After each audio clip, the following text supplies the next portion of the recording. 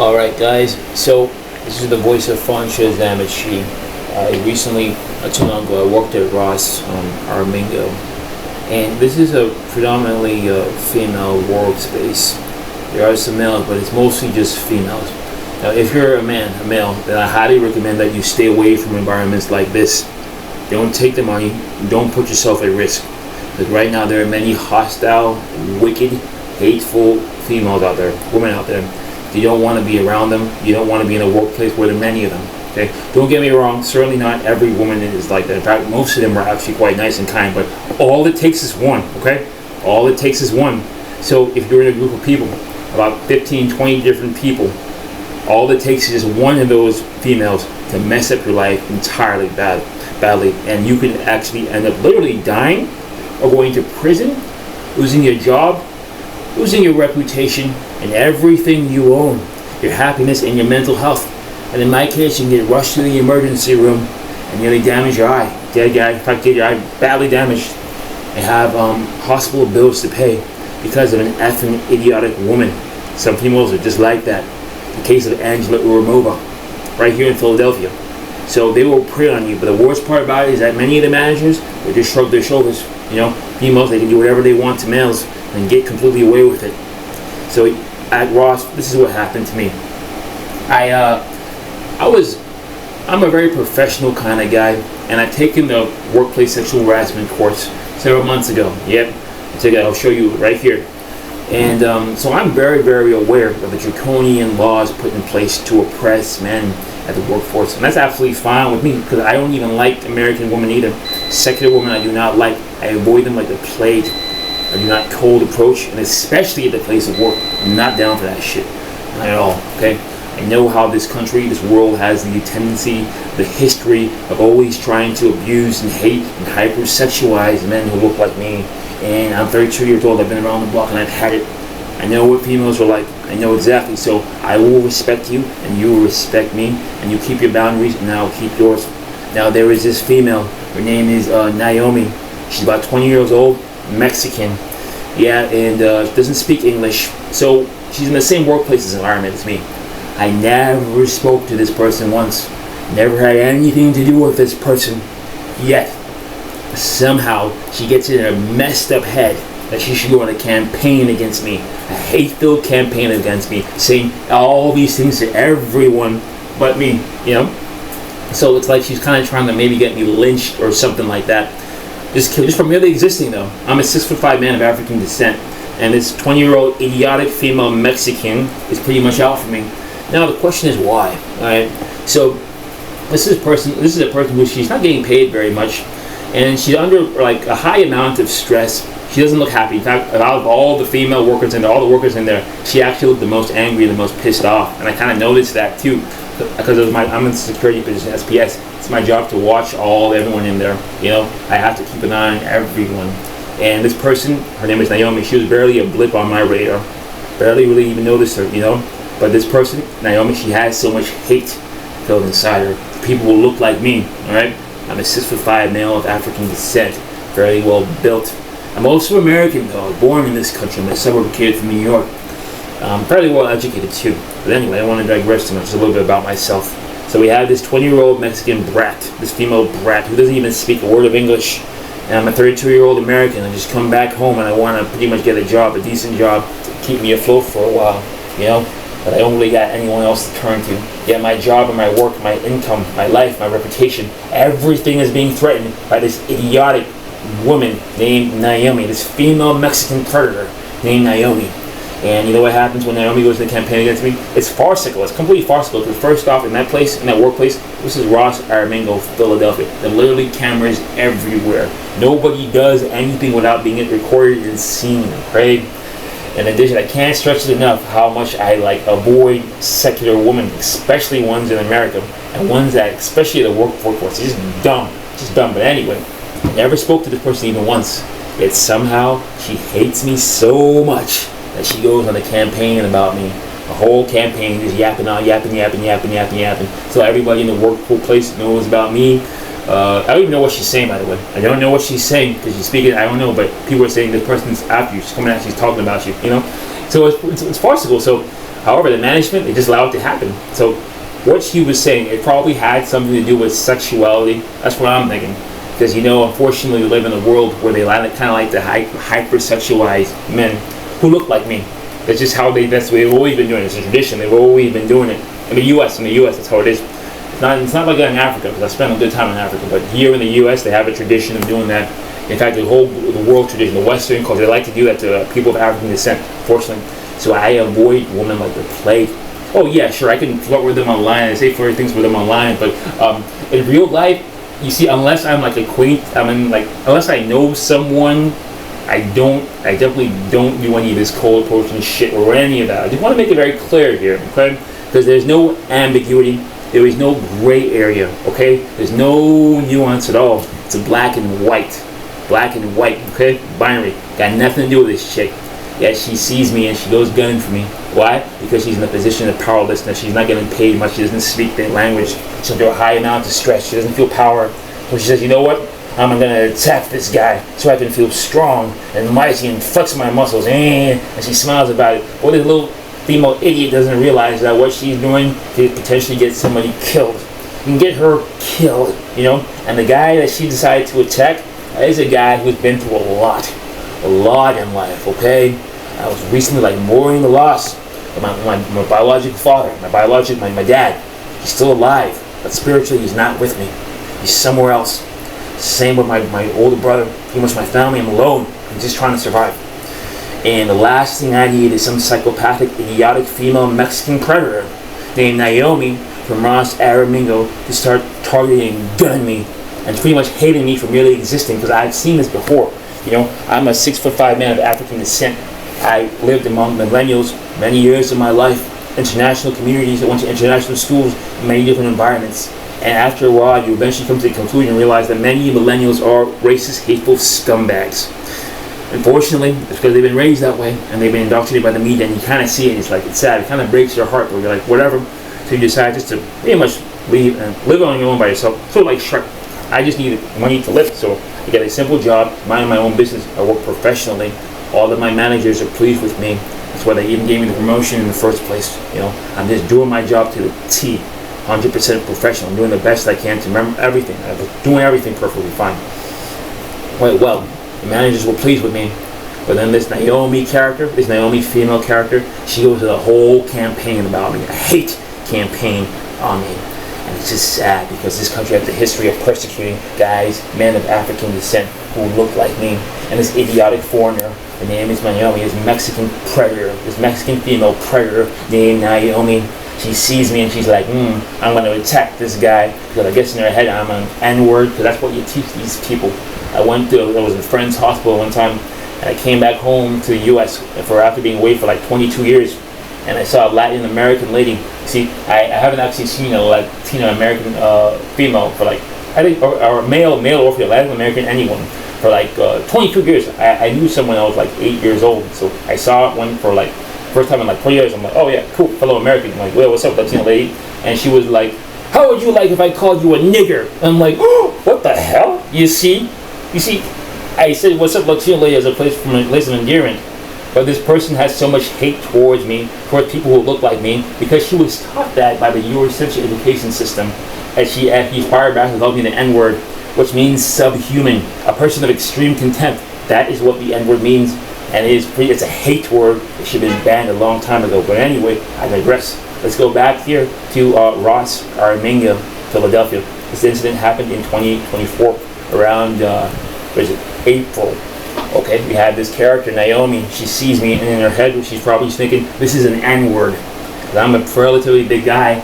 It's almost like the bigger you are, you know, the more people tend to hate you if you have African descent.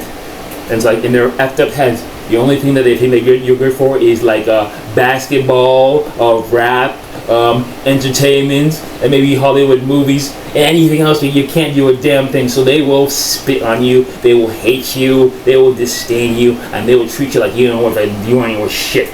You know. So this female predator, this Mexican predator, her name is Naomi. So she pretty much goes on a hate-filled campaign against this guy. I want to get this guy. I want to get this guy. This guy got Latino, blah blah blah. Yo, I ain't even spoken to this chick once.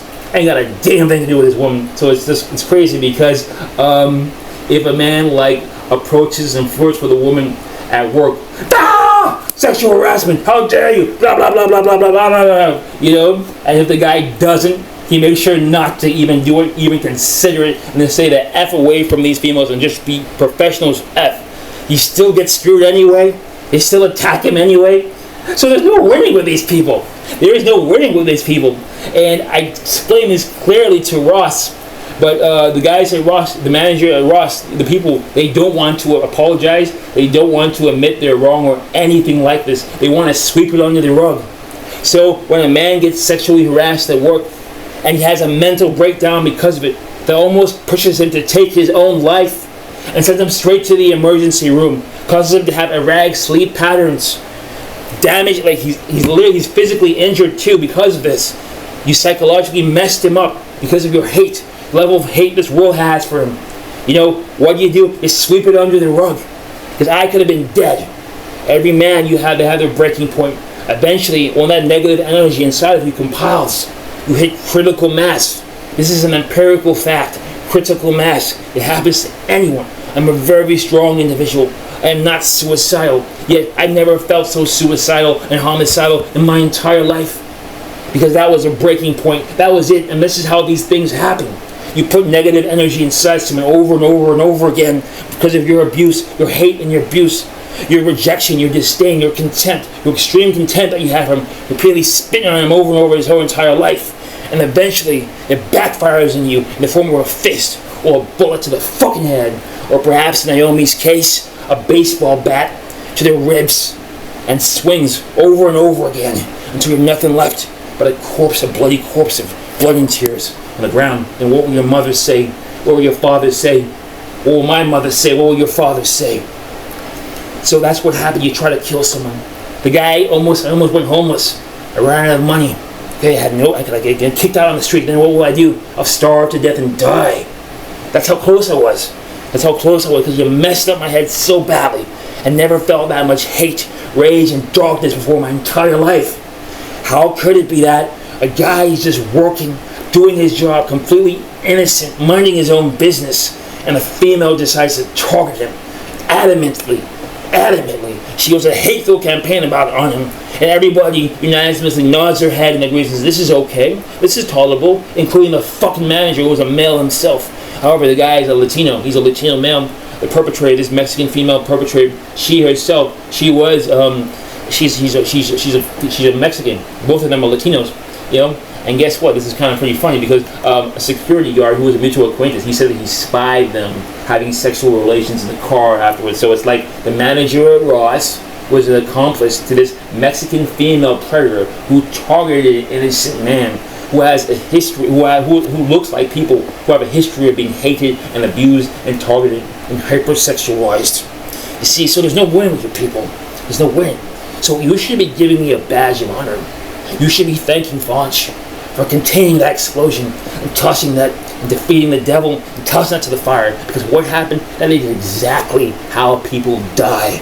That's exactly how I could die. That's exactly how Naomi could die. All the people that die. Because you push the guy to a breaking point. You abuse him relentlessly. And then when he takes his life, you just shrug your shoulders over. So maybe you should take your life. So maybe you'll think about it. Because that's how these things happen. Do you understand? You understand me? This is mental health. Everything is mental health. And you always have a culture where you always blame the victim. You always blame the victim. You relentlessly abuse a guy over and over and over again. And then when he snaps and punches you in the face, you suspend him and you punish him harshly. I was in Académie-Saint-Cécile. This is an international private boarding school in Canada, Windsor, Ontario. And you get these two students. One of these guys is a Canadian guy. He's a 17-year-old kid. He's got dark hair, pale skin, and blue eyes. Okay, his name is Sean Gaucher. This is a Canadian guy, 17 years old. And then you get another guy from Barbados, from the islands. His name is Delano Hines. And then we were repeatedly calling me the N-word, the other variation of the N-word, Negro, over and over, like an animal in the zoo. Repeatedly, over and over and over again. Poke, poke, poke, like an animal in the zoo. Like I'm an animal in the zoo. And then when I get angry and I snap and I yell, I get mad. Just finally, boom. The guy's like, oh, but why get angry when someone calls you what you are? You see, Because first off, you don't have any right to put that label on anyone. Your name, your label, name things that you own. You name your children, you name your property. You do not name other human beings. And that name has a legacy. Okay? Connotation behind it means extreme contempt. It means subhuman. All these different variations of that word mean subhuman. It's first extreme contempt. And I am not nearly as dumb as you think I am. Because many of you folks, you have contempt for me. You have extreme contempt for me. And you spit on me in so many ways over and over again, thinking I don't notice. I don't see it. I see it very clearly. And it's starting to piss me off. And I do understand why so many people get angry and grab automatic rifles and mow you down like animals. Because even after all the people you killed, after all the blood you spilled, you still want to continue with your hate.